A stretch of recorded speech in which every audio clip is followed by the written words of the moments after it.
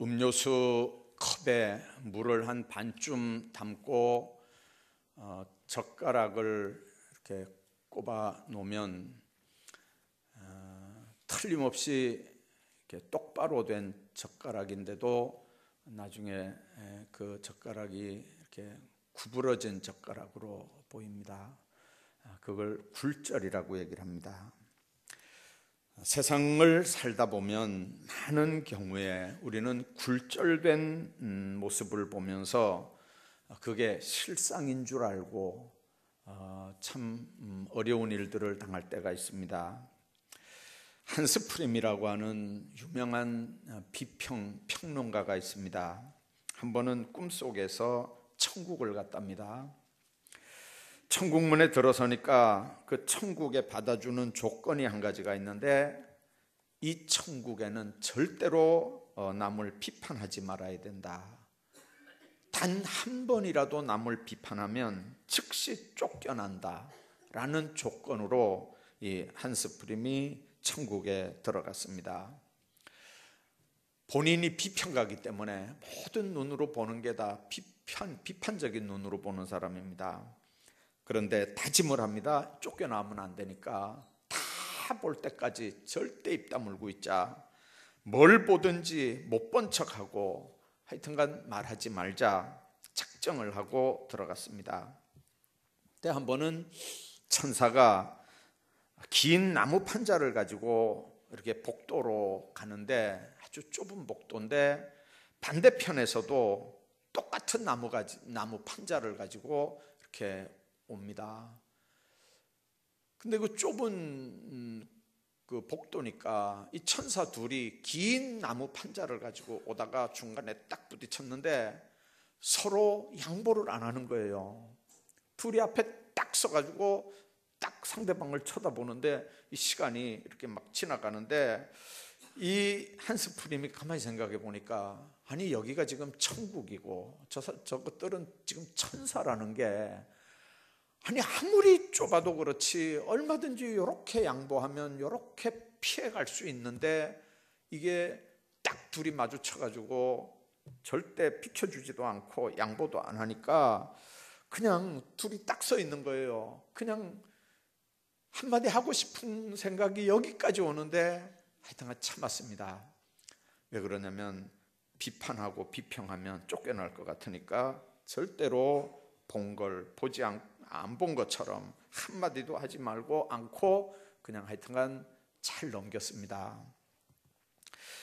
그 다음날 우물가에 이렇게 우물가로 지나가게 됐는데, 이 천사들이 기껏 그 드레박으로 물을 퍼 올려가지고는 항아리에다가 담는데, 이 한스 프림이 보니까 이 밑 빠진 항아리예요. 근데 이렇게 퍼서 항아리에다 집어넣으면 바로 이렇게 물이 새 나가거든요. 천사도 보고 한스 프림 자기도 보는 일을 이 천사들이 계속해서 물을 퍼가지고 계속 물을 이렇게 항아리에다가 붓고, 그 분 항아리는 밑이 없기 때문에 계속해서 이렇게 흘러서 밖으로 이렇게 길바닥으로 나가는 걸 봤습니다. 얼마나 한심스럽고 천사들이 멍청한지, 왜 그 짓을 하는지 한마디 하고 싶어서 정말 여기까지 올라오는데도 잘 참았습니다. 둘째 날이 지나가고 이제 셋째 날이 됐는데, 말이 한 마리가 수레를 이렇게 짐을 잔뜩 실은 이렇게 달구지를 끌고 가다가 수렁에 빠졌습니다. 수렁에 빠지니까 천사 하나는 이 달구지를 뒤쪽에서 당기고 있고, 또 보니까 천사 하나는 달구지를 앞쪽에서 당기고 있거든요. 근데 이게 이제 한스 프림이 못 참는 거예요. 저런 등신 같은 천사들이, 아니 한쪽에서 같이 잡아 당겨야 이게 수레가 빠져나오지, 하나는 앞쪽에서 당기고 하나는 뒤쪽에서 당기면 어떻게 그 수레가 빠져나옵니까? 그러니까 말을 안 해야 되는데 너무 답답하니까 그냥 막 고함을 질러버렸습니다. 이 못난 천사들아, 양쪽에서 그걸 잡아 당기면 달구지가 빠지냐, 한쪽에서 당겨야지 고함을 확 질렀더니 순간 어디에서 있었던 천사들인지 이 한스프림에게 와서 하는 말이, 당신은 약속을 어겼기 때문에 여기서 추방합니다. 그러면서 하는 말이, 나가면서 이 문안을 자세히 보십시오. 그렇게 하고 한스프림을 쫓아냈습니다. 방법 없이 한스프림이 쫓겨나면서 천국문을 자세히 이렇게 봤더니 자기는 분명히 양쪽에서 이렇게 천사가 수레를 앞뒤에서 이렇게 양쪽에서 당긴다고 생각했는데, 보니까 천사는 둘이 아니고 하나였고, 다른 한 천사는 자기 자신 마음의 비판이라고 하는 굴절된 마음 때문에 생긴 허상이라고 하는 걸 알게 됐습니다.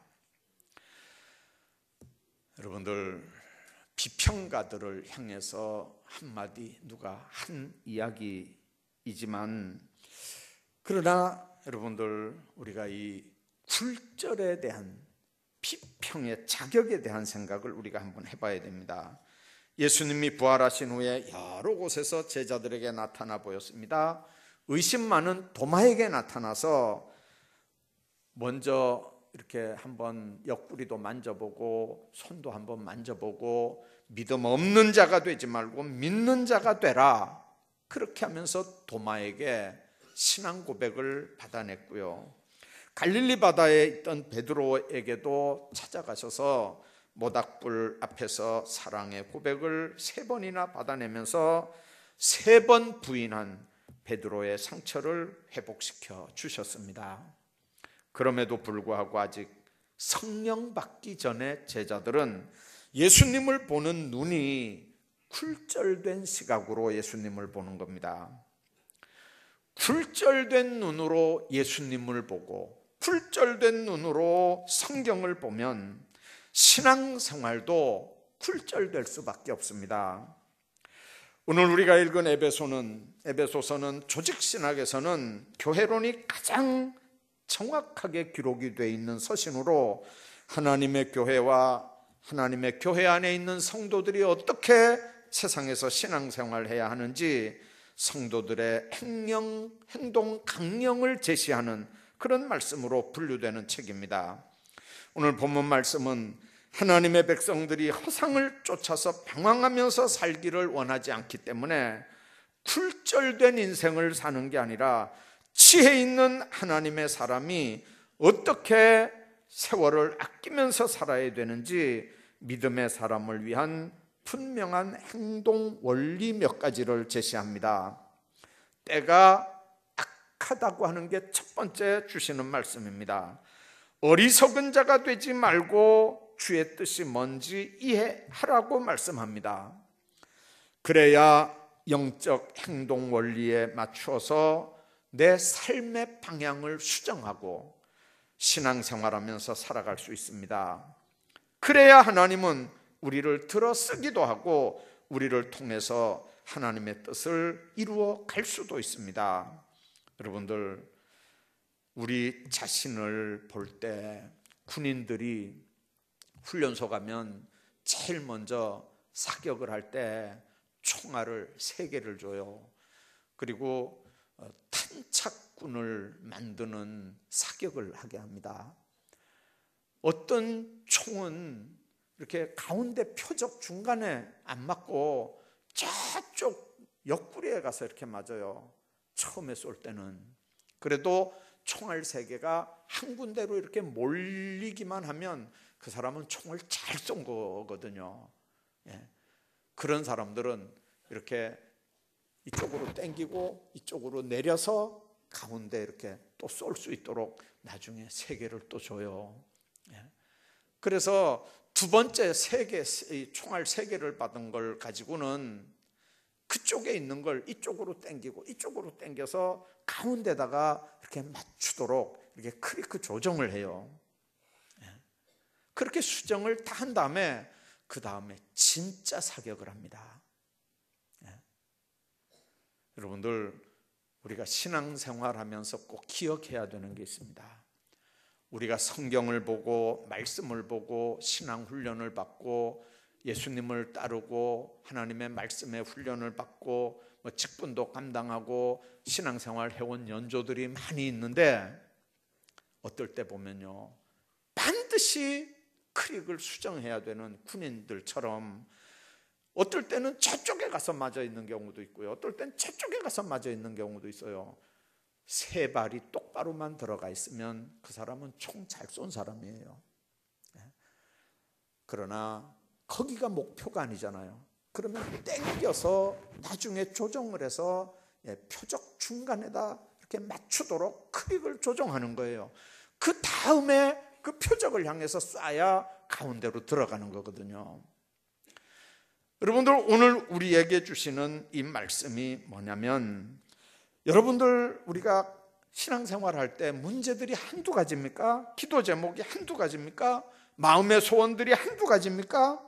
뭔가를 하려고 계획을 하는데 도대체 하나님의 뜻이 어디 있는지 몰라서 방황을 하고 있지 않습니까?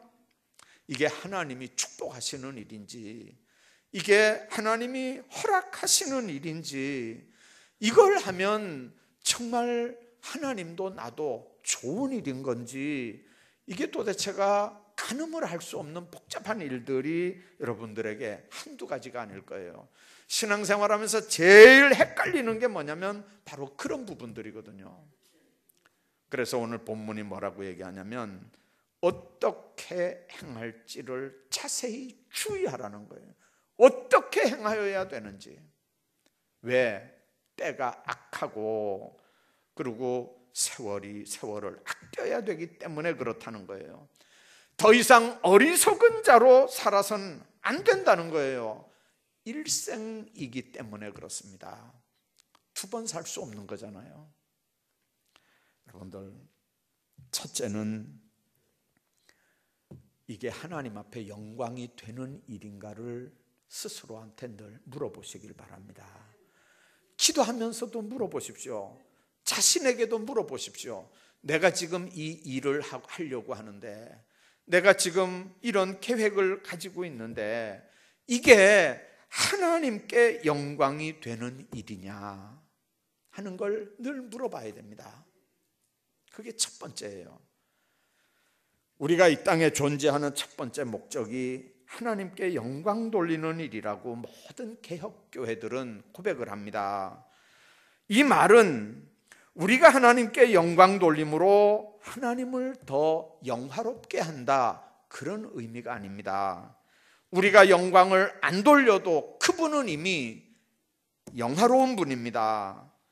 그분께 영광 돌린다는 말은 우리가 그분의 영광을 받아 누리면서 살기 때문에 우리가 우리 삶으로 하나님의 영광을 반사한다는 의미입니다. 너희는 세상의 빛이라고 할 때도 마찬가지입니다. 우리가 발광체가 될 만큼 순수하지도 않고 순결하지도 않은 존재들입니다. 냄새나고 더럽고 추잡한 인간들입니다. 그러나 주님 모시고 사는 하나님의 자녀들입니다. 그분이 영으로 우리 가운데 들어와 계시기 때문에 우리가 하나님의 자녀로 세상을 사는 겁니다. 그렇기 때문에 내 삶의 자리에서 그분께 받은 빛을 반사하는 겁니다. 내 안에 계신 그분이 나를 통해서 세상에서 빛으로 나타나시기를 원하는 겁니다. 세상 사람들도 우리를 통해서 빛 되신 예수님을 보기를 원하는 겁니다. 마찬가지입니다. 우리가 하나님 앞에 영광 돌려드리는 일이라면 내가 돌릴 수 있는 능력도 권한도 없지만 그분의 영광이 영으로 내 안에 이미 임재해 있기 때문에 성령 충만하면 그 영광이 나도 모르게 빛처럼 밖으로 새 나가게 되어 있는 겁니다. 여러분들, 내 영광을 위해서 일을 한다면 내 힘밖에는 발휘할 수 없습니다. 그러나 내가 하는 일이 하나님의 영광을 위한 일이고 내가 하는 게 아니고 그분이 하는 일에 내가 선택을 받아서 그분께 지금 쓰임을 받고 있다고 하는 게 분명하면 우리 힘이 아니라 우리가 상상도 할 수 없는 하나님의 힘을 공급받아서 놀라운 일들을 이루어 나가는 줄로 믿습니다. 왜 그렇습니까? 내가 하는 게 아니고 그분이 나를 통해서 하기 때문에 그렇습니다. 그분이 나를 쓰기 때문에 그렇습니다. 성경의 인물들 한번 보십시오. 말할 것도 없고 요즘에 그 유튜브를 통해서 보면 탤런트들이 이렇게 신앙 간증하러 다니는 탤런트들이 많아요. 이제 그런 분들 이렇게 신앙 고백하고 간증하는 걸 보면 운동 선수들도 그렇게 또 간증하거든요. 그런 사람들 간증하는 걸 보면 또 유명한 실업인들이 간증하는 걸 보면 얼마든지 우리가 그런 소리를 들을 수 있습니다. 그러므로 우리 주의 백성들은 어떤 제목을 놓고 기도할 때 이 문제가 내 영광을 위한 거냐, 내 사욕을 위한 거냐, 내 개인적인 야심을 위한 거냐를 늘 생각해야 되고, 욕심을 내도 얻지 못하고 구하여도 얻지 못함은 정욕으로 쓰려고 잘못 구함이라고 하는 하나님의 말씀을 깨닫고 하나님 앞에 영광이 되어야 되는 거기에 여러분들이 초점을 맞춰 나가야 합니다. 1871년 몬트릴 제네럴 병원에서 근무하던 의과 대학생 한 사람이 이제 최종 의사 시험을 앞두고 이렇게 공부하다가는 합격할 수 없을 것 같고 이렇게 매일 병원에서 실습만 하다가는 공부할 시간이 없으니까 이게 의사 고시에 이게 안 될 것 같아서 너무 심한 고민에 빠져 있습니다. 앞으로 만일 시험에 떨어지면 내가 뭘 해야 될지, 어디로 가야 될지, 의사 생활은 이거 계속 할 수 있는 건지 없는 건지를 너무 깊게 고민을 했습니다. 그러던 어느 날 토마스 칼라일이 쓴 책을 하나 보게 됐는데 그 책 구절에 이런 얘기가 있습니다. 우리의 주된 일은 멀리 쳐다보는 게 아니라 가까이 있는 걸 보는 거다. 그리고 하나님께 영광을 돌리는 데 있다. 내일 일은 난 몰라요. 하루하루 사는 거예요. 그분이 인도하시는 대로 사는 거예요. 여러분들 목표가 있어야지. 그래도 있죠. 우리 목표는 그 하나님 나라고 그 하나님 나라에서 상 받을 게 우리 목표인 줄로 믿습니다. 그게 목표인 사람은 그냥 주님이 인도하신 대로 하루하루 사는 겁니다. 하나님 앞에 영광이 되느냐 안 되느냐. 여러분들 그 대학생이 그 구절을 읽고 앞으로 어떤 일을 하겠다고 하는 마음의 자세를 버려버립니다. 그리고 당면과제를 해결하기 위해서 최선의 노력을 쏟습니다. 열심히 실습을 하고 열심히 하나님 앞에 영광 돌리기 위해서 공부를 다 했습니다. 그 결과 하나님의 은혜를 받고 세계적으로 유명한 존스 홉킨스 대학을 세운 분이 됐는데 그 의사 이름이 바로 윌리엄 오슬로라고 하는 사람입니다. 여러분들 당면하고 있는 상황은 앞을 내다볼 수 없을 만큼 답답하고 깜깜하지만 그러나 하나님의 영광을 위해서 내가 지금 이 일을 한다라고 생각하면 그건 내 욕심 아니거든요. 그건 내 일 아니거든요. 하나님을 위해서 하는 거고 하나님의 영광을 위해서 한다면 내가 주체가 아니고 그분이 주체입니다. 그러면 근심 걱정 염려는 그분 몫입니다. 우리는 무엇을 하다가 하나님께 영광을 돌려야 한다고 하는 강압감이 사실 있습니다. 그럴 때 그 속은 뭐냐면 내가 합니다. 내가 하나님께 영광을. 그러니까 힘들어서 못하는 겁니다. 먹든지 마시든지 깨든지 무엇을 하든지 하나님 앞에 영광 돌릴 수 있는 일은 하나님의 성령이 내 안에서 나를 다스리고 주장할 때, 그분이 내 주인일 때만, 나는 그분의 종일 때만, 그분에게 쓰임 받을 때만 그게 가능하다고 하는 걸 기억하셔야 됩니다. 그게 악한 세상에서 세월을 아끼며 지혜롭게 사는 첫 번째 방법입니다. 오늘 우리 모두에게 하나님께 영광을 돌리는데 초점을 맞춰서 세상을 살아가는 지혜들이 있기를 주의 이름으로 축복합니다. 두 번째는 그것이 내가 하나님을 섬기는 삶에 유익한가 안 한가를 한번 질문해 보십시오. 취업 자리가 나왔습니다. 월급을 얼마를 더 준다는 자리입니다. 그래서 많은 사람들은 얼씨구 좋다 하고 월급 더 준다니까 그냥 회사를 옮겨버립니다. 근데 문제는 50만 원을 더 주긴 주는데 그 회사는 주일날도 근무해야 된다. 이런 조건이면 이건 신앙적으로 하나님 섬기는 일에 유익한 게 아니지 않습니까? 50만 원 적을 때는 내가 유익한 게 아니고 50만 원이 더 많아도 하나님 섬겨 드리지 못하는 데는 그게 하나님을 섬기는데 유익한 일이 아니지 않습니까? 그러면 목사한테 와서 상담할 것도 없어요. 볼 것도 없어요. 물어볼 것도 없어요. 여러분들 그 일을 시작했을 때 하나님을 섬기는 삶에 손해를 볼 건가, 아니면 영적으로 도움이 되고 유익할 건가, 이거를 여러분들이 분명하게 판단할 수 있어야 됩니다.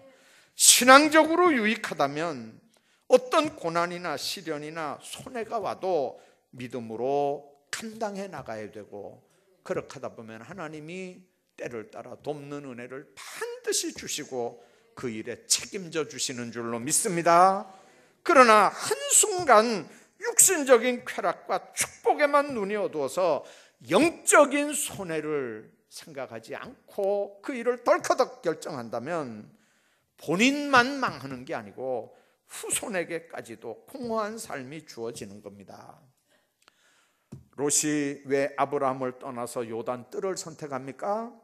소돔 고모라의 화려함 때문입니다. 그 뜰이 얼마나 비옥하고 초장이 좋은지 생각해 볼 것도 없습니다. 염치도 체면도 없습니다. 삼촌 앞에서 금방 그냥 순식간에 요단을 딱 선택합니다. 그러나 그 선택이 본인만 망하는 게 아니고 그 후손들도 대대로 하나님과 대적하는 자손이 된다는 걸 롯은 그때는 생각을 못하는 거예요. 인간관계에서 우리가 하지 말아야 될 게 몇 개 있답니다. 첫째는 사람을 변화시키려고 하는 일을 하면 안 됩니다. 사람이 사람을 설득시킬 수는 있습니다. 그러나 설득시킨다고 그 사람을 변화시킬 수 있는 건 아닙니다. 하나님이 사람을 변화시키는 거지 사람이 설득해서 사람을 변화시키는 게 아닙니다. 그러므로 사람을 변화시키려고 하는 건 하나님 앞에서는 무모한 일입니다. 성도는 이 일 앞에 기도가 최고의 지름길이라고 하는 걸 생각하십시오. 어떤 분은 그래요. 아이고 나는 몰라요. 부부간에도 그래요. 부부간에도 말해도 안 듣고 뭐 싸워도 안 되고 그래서 난 포기했어요. 그러면 그냥 포기하는 거예요. 여러분들 설득해서 사람이 변화될 줄을 생각했습니까? 안 되거든요. 안 되면 새벽 예배라든지 철야 예배라든지 변하지 않는 그 가족을 위해서 하나님 앞에 기도해야 그 사람이 하나님의 방법으로 그 사람이 변화되는 거지. 여러분들이 바울보다 말 더 잘합니까? 바울이 에덴에 가서 얼마나 말을 철학적으로 잘했는지요. 철학적으로 다 이겨버렸습니다. 논리적으로 다 이겼어요. 그러나 그 아덴에서는 한 명도 구원하지 못했다 그랬어요. 설득은 시킬 수 있어요. 그러나 변화시킬 수는 없어요. 변화시키는 건 하나님의 몫이에요. 또 하나는 사람을 판단하고 심판하고 비판하는 일입니다.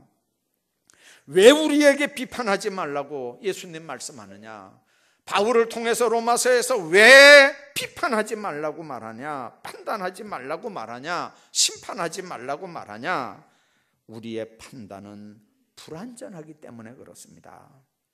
아까 굴절 얘기했잖아요. 눈에 보이는 컵에 물 반잔 집어넣고 젓가락 하나 꼽아놓고 눈앞에서 보는 건데도 이게 굴절돼서 보이는 거예요. 똑바로 안 보이는 거예요.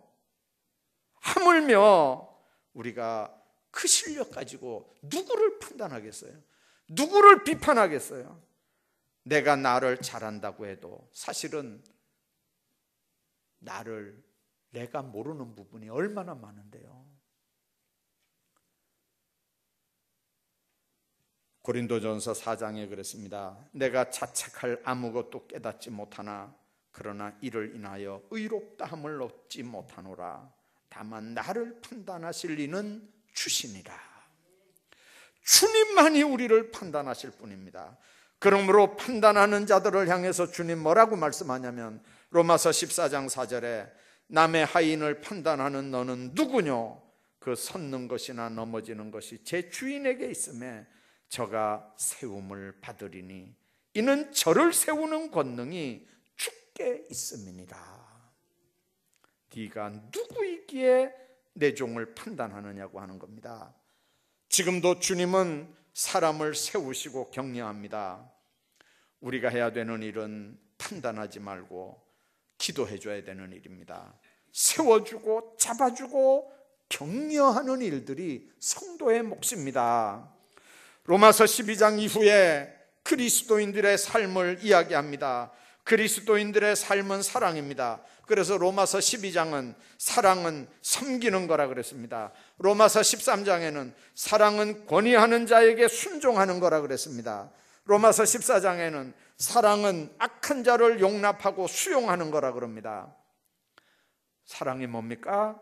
용납하는 겁니다. 사랑하는 겁니다. 세워주는 겁니다.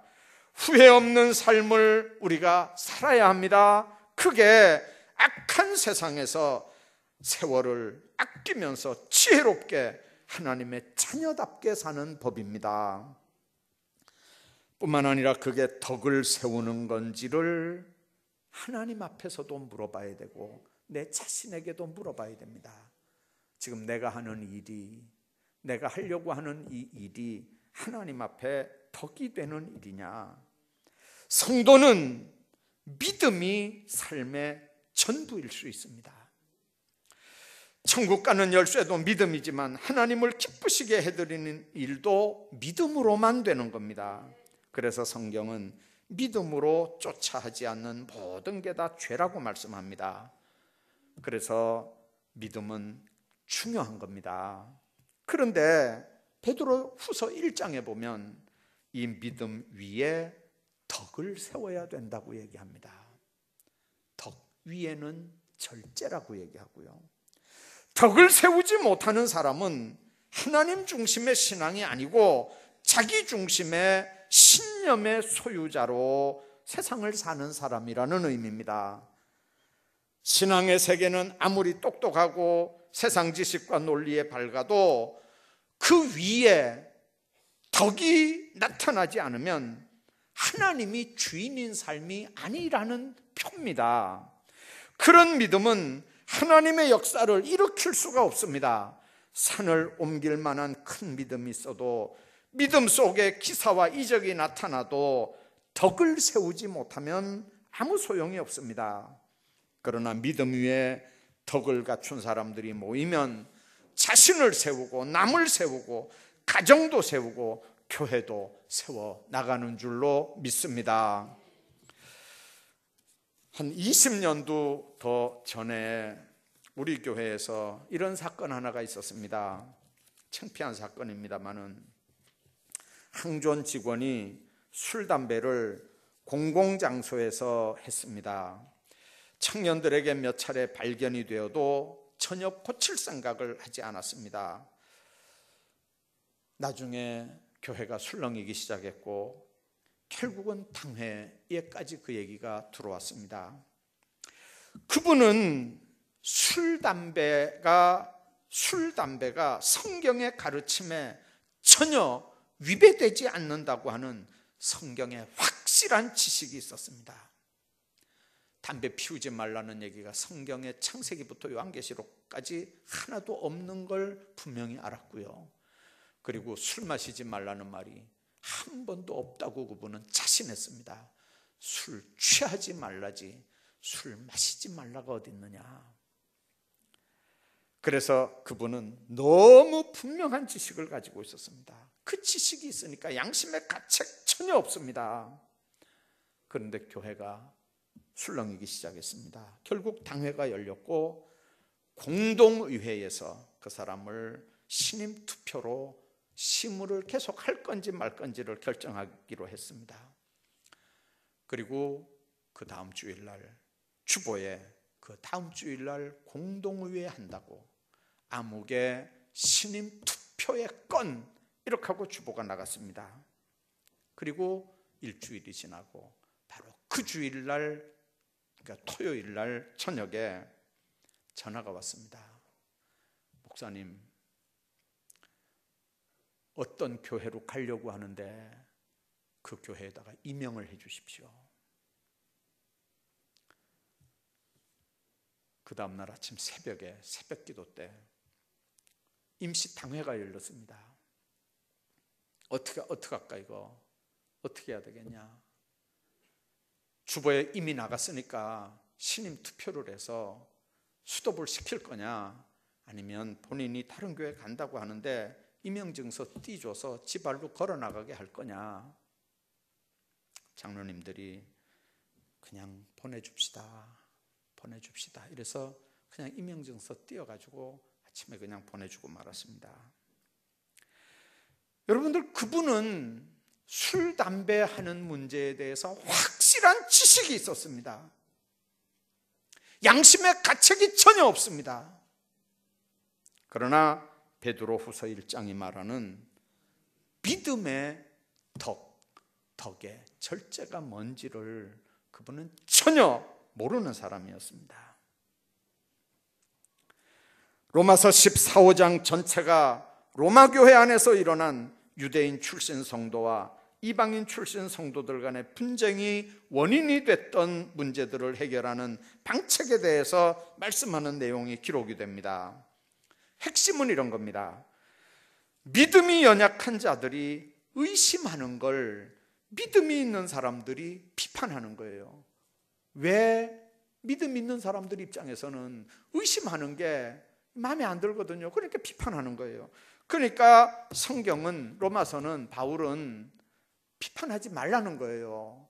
왜 그러냐면 믿음 없는 사람들이니까, 믿음 없는, 예를 들어 고기를 안 먹고 야채만 먹으니까 그게 업신여기거나 비판하거나 그럴 일이 아니라는 거예요. 그런 사람은 그런 사람대로 받으라는 거예요.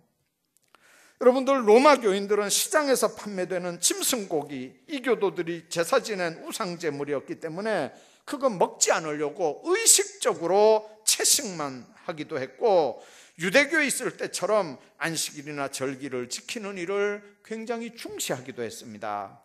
이런 일에 전혀 개의하지 않고 시장에서 파는 고기를 사다 먹으면서 자유롭게 신앙생활하는 사람들도 있었습니다. 문제는 이들이 서로의 행동을 이해하지 못하니까 교회 안에서 금욕적이고 철저한 사람들은 그렇지 못한 사람들을 비판합니다. 자유롭고 좀 자유롭게 신앙생활하는 사람들은 그 반대 사람들을 업신여기고 그렇게 합니다. 그래서 로마서 14장에 보면 그 두 종류의 사람들을 향해서 바울이 책망을 하는 겁니다. 그 두 사람 다 하나님께 감사하는 사람들이고 그 두 사람 종류가 다 주의 일을 한다고 하는 사람들인데, 그런데 바울 얘기는 뭐냐면 비판이나 업신여길 수 있는 그 두 종류의 사람들은, 그들의 특권은 성도들에게 주신 일이 없다는 거예요. 성도들에게는 비판할 수 있는 특권을 준 적도 없고 다른 사람을 업신여길 수 있는 특권을 준 적도 없다는 거예요.